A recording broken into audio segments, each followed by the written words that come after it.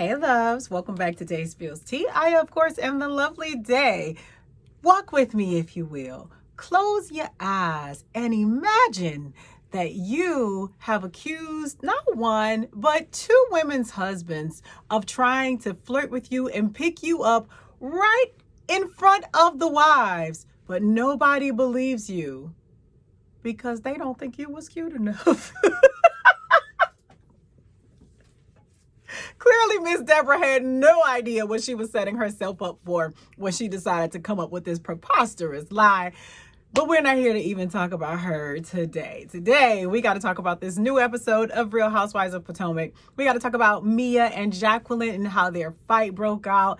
And then, of course, we got to look at this whole nutty scene with Karen and Charisse at dinner. Before we jump into it all, go ahead, hit the thumbs up button, show me some love, tell me you missed me, okay? Scream and shout at me, say something in the comments, all of that. Anyways, make sure you do say something in the comments. Let me know what you thought about the episode and about my commentary. Subscribe if you haven't done that already. And then let's go ahead and get into it.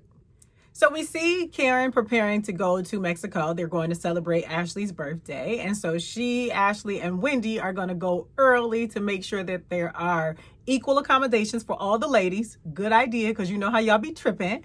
And they're taking Wendy so that she doesn't have to ride with all the other ladies who hate her because she's dark and beautiful and intelligent.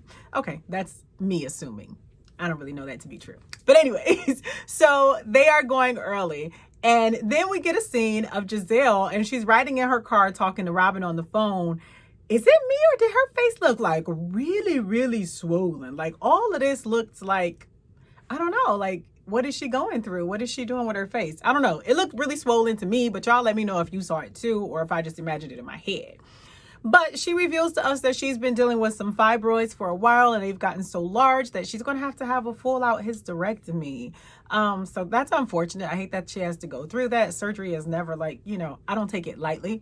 But what was funny is that she said, I don't know if I'm going to be able to walk around. What's sex going to be like? I have an answer. Stiff. Because everything you do is stiff.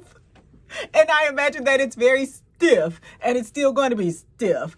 And, maybe it will improve with the hysterectomy. I don't know. But I thought it was hilarious that she said, what is sex going to be like? Because I just thought about her and her, whatever that move she be doing when she call herself dancing, and how stiff it is. Anyways, so they start dragging Karen's live show because they knew theirs sucked. And so, of course, they can't give Karen's any compliments.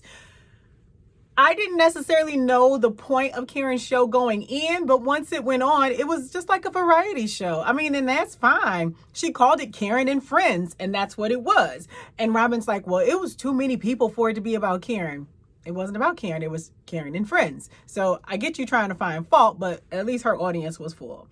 Anyway, so they sit there and really just talk about Karen and her show. And I just feel like it's a lot of hate. And then they say that it was mean of Karen not to invite Charisse.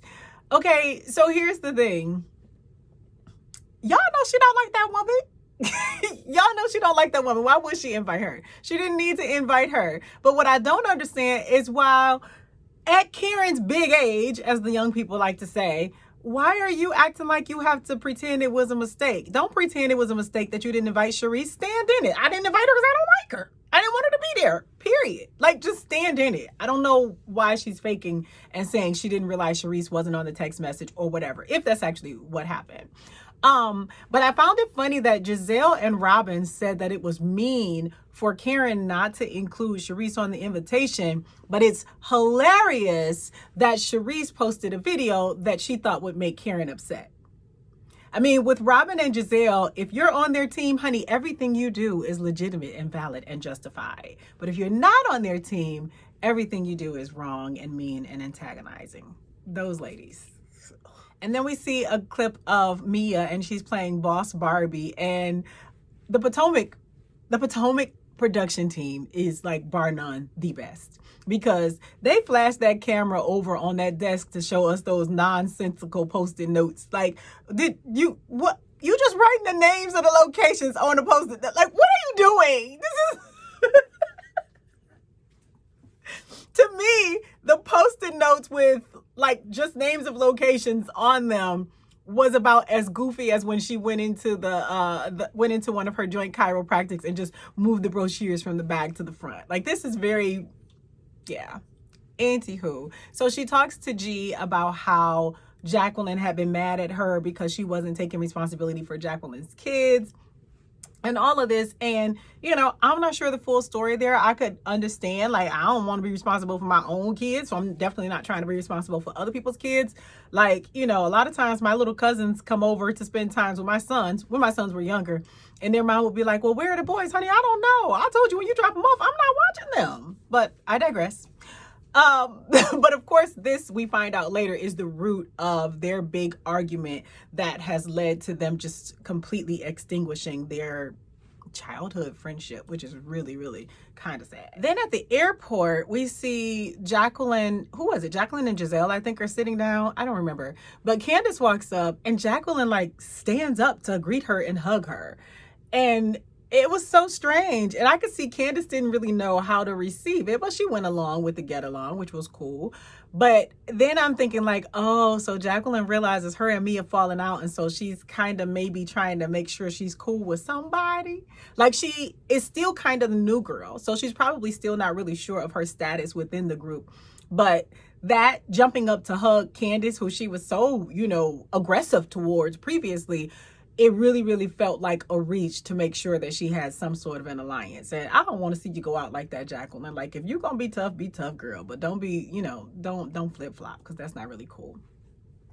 But then we see, we get a scene where Mia is explaining to everyone else. I must have like some glue, something happening on this lash, but I feel like when I blink, it's staying closed extra long.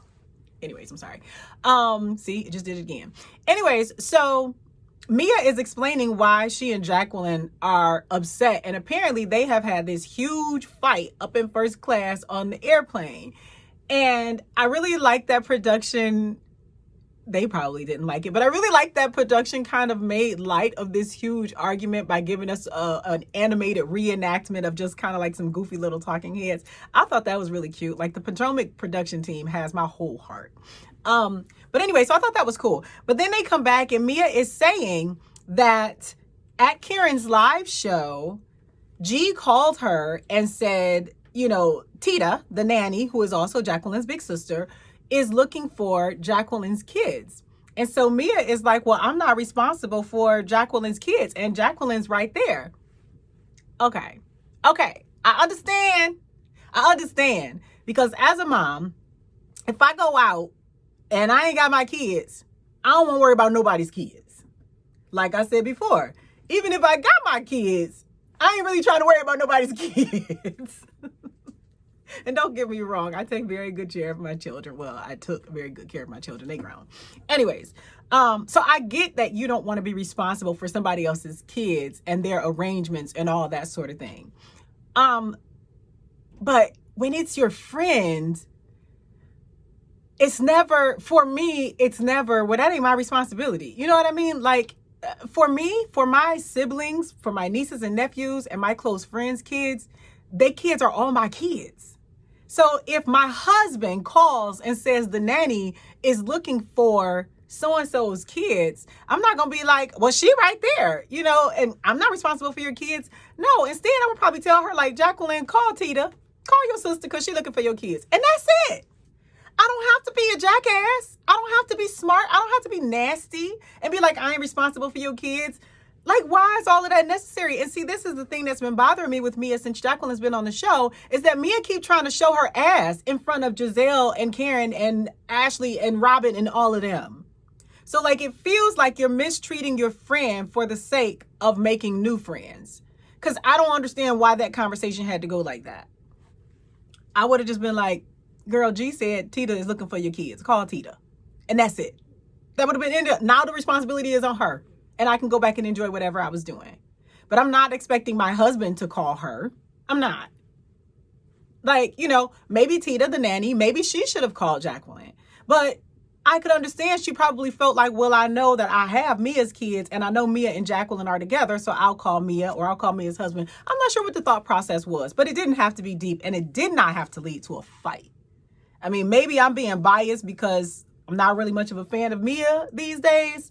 but it just seemed really, really asinine and stupid.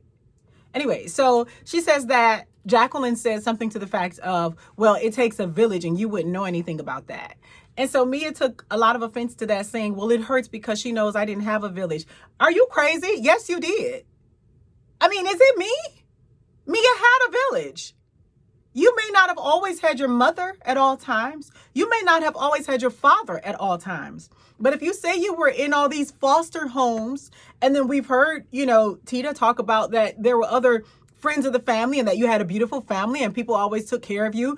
You came and lived with Jacqueline for a number of years or for a year. That's your village. I'm going to bleep that out.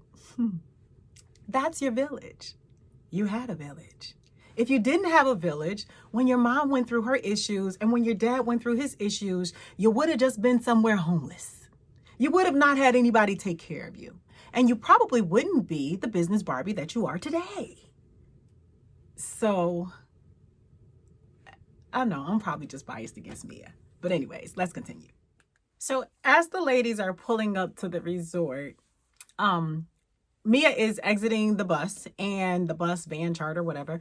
And Charisse says, Mia, don't forget Jacqueline. With I don't know why she said that Jacqueline is a whole adult. But Mia responds and was like, she's a big bitch. She can handle herself. And you hear Jacqueline go, really? So it's like Jacqueline doesn't know how serious this has become for Mia. Like Jacqueline is thinking this is another one of their sister-like tiffs and it just is whatever. So they go in and they're at Ashley's party and they start kind of talking about their fight because Mia says, I don't want to sit next to Satan. Who calls their good friend Satan to a bunch of other chicks? Like she is so not a girl's girl. Anyways, so they're asking her, like, what is going on? And you can tell that Jacqueline still thinks that they're just having like a little tiff.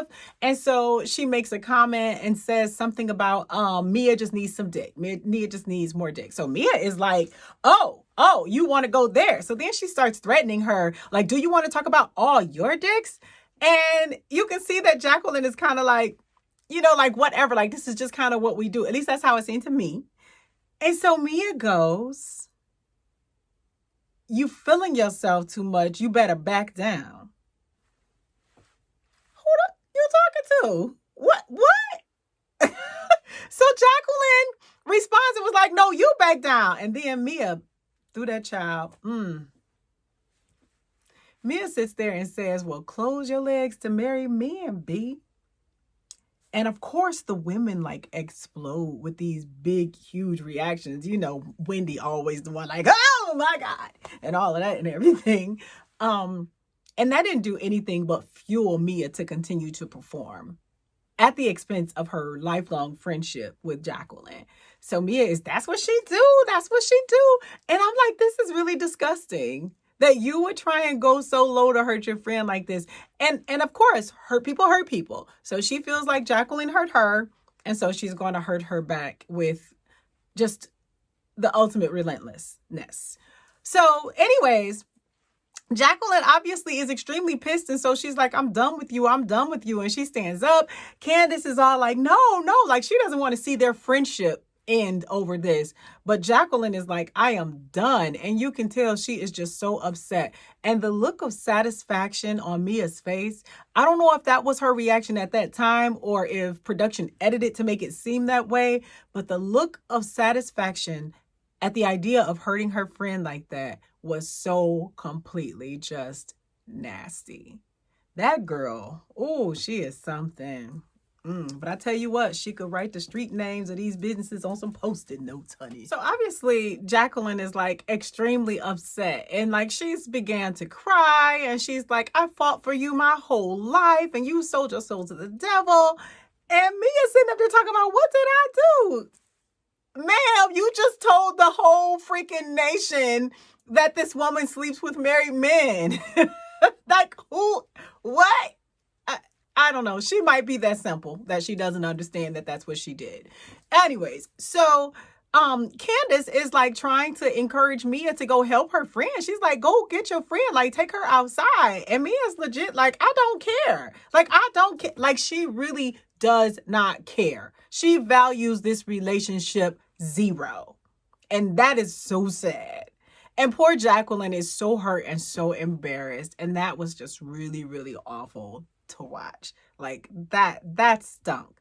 So Karen figures she gonna calm everything down by taking the women out to see some shaman, and Candace in her little wig, it's just like, okay, we're gonna let this random stranger like do the smoke and all the things. I don't blame her. I probably would have been like, no, I'm not about to just do some random stuff. But anyways, it looks like they all kind of went along with that program. And while they were there, Candace continued to try and console Jacqueline. So I guess it's good that Jacqueline was trying to like mend that little bridge, because, you know, she kind of needed Candace's support. And I'm really proud to see how much Candace has grown.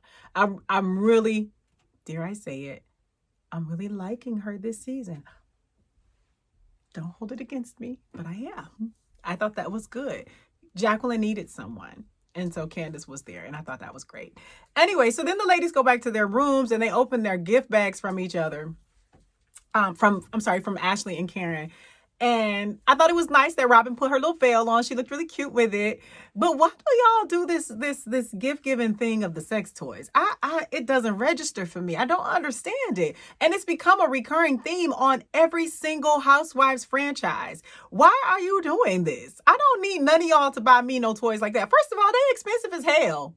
Why are you buying me this? Like, don't waste your money on me, because I prefer flesh. Okay? Anyways, so then they're going to move on to this dinner where we're going to get to watch the Grand Dame be the Grand Dame, and we're going to see her interacting with, what did she call Charisse? This has-been leprechaun? Yeah. So Charisse arrives to the dinner wearing whatever horrible, horrible dress she could find. I'm sure it was very expensive, but I don't care. It was horrible. And I just feel like her and Karen need to make up so that Karen can maybe style her with some age-appropriate but not frumpy fashions. That's neither here nor there. Anyway, so then Candace and Jacqueline arrive together. And then Robin arrives. And once Robin arrives, they begin to talk about the gifts that they received.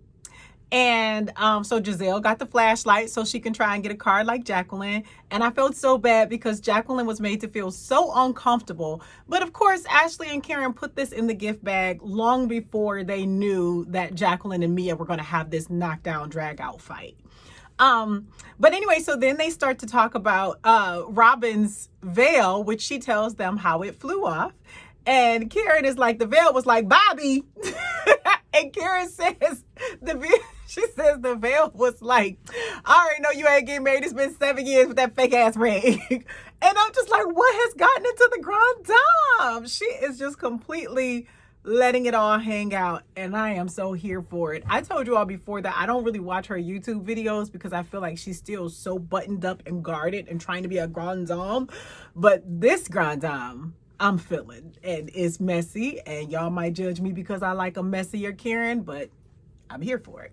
Anyways, and we hadn't even seen nothing then. So as they go on through the night, Giselle lets Charisse know that she told Karen that the reason she posted that video is because she was mad that Karen didn't invite her to the live show. That led to Karen saying basically that Charisse is begging for her friendship. And of course, Charisse doesn't want to let that slide. So she's saying that she's not. And she says that Karen didn't reach out to her when she went through her divorce and when she lost a parent. And Karen is like, well, I sent you a text message because that's all I have for you because I also lost my parents. So Charisse goes on and she keeps trying to talk about, oh, you should be woman enough to just tell me you don't want to be my friend and all of this. Why does somebody, I don't need nobody to tell me they don't want to be my friend.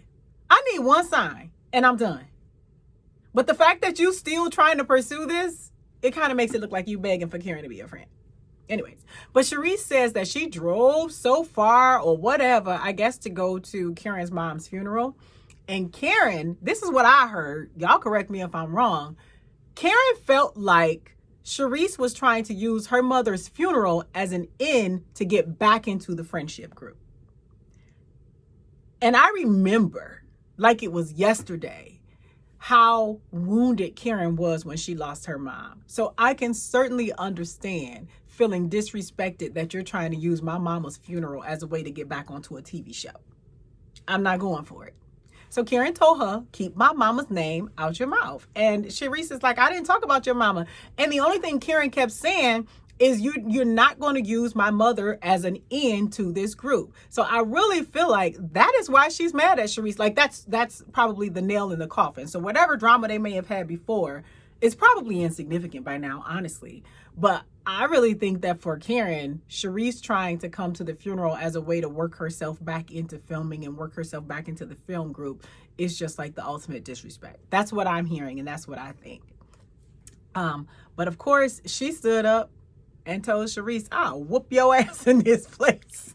We got the ground down threatening violence. Who she been hanging with? Why is she acting like this? I love it, but why is she acting like this? Anyway, so of course we get it to be continued, and we'll see more from the ladies next week. Giselle is speculating that it has to do with somebody sleeping with somebody's man or something like that. That's not even always the most important thing. It don't have to have been that. For Karen, it could be you trying to come to my mama's funeral so you could be on TV. I don't know. Hopefully we find out soon, because I really want to know. Anyways, that's all I got for today. This episode was kind of boring for a good portion of it. Like, I didn't care about that long scene with Robin and her kids and Juan and sizing for this non-existent wedding. Like, why did I need that? And Ashley said some stuff about her and Michael from the past. Who cares? Like, I'm just almost never interested in that. So all of that just lasted a little too long. You could have gave us more of the Mia and Jacqueline situation and a lot more of the Karen and Charisse situation. Anyways, thanks so much for watching. Make sure you chit chat with me in the comments. Bye.